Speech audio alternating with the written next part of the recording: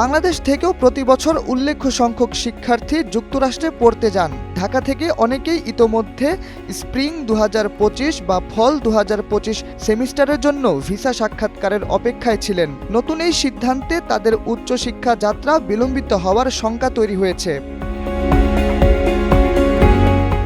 বিশ্লেষকদের মতে এই সিদ্ধান্ত কেবল শিক্ষার্থীদের জন্য নয়, মার্কিন বিশ্ববিদ্যালয়গুলোর জন্য আর্থিক ও একাডেমিক ক্ষতির কারণ হতে পারে। বিদেশি শিক্ষার্থীরা প্রতি বছর মার্কিন অর্থনীতিতে বিলিয়ন ডলারের অবদান রাখে। এছাড়া সাংস্কৃতিক বিনিময় ও গবেষণায় তাদের ভূমিকা অত্যন্ত গুরুত্বপূর্ণ।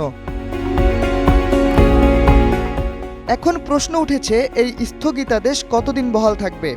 ট্রাম্প প্রশাসনের পক্ষ থেকে এই বিষয়ে কোনো নির্দিষ্ট সময়সীমা জানানো হয়নি। অনেকেই মনে করছেন প্রেসিডেন্ট নির্বাচনের আগে অভিবাসন ও শিক্ষানীতিতে আরও কড়া অবস্থান নিতে পারে হোয়াইট হাউস।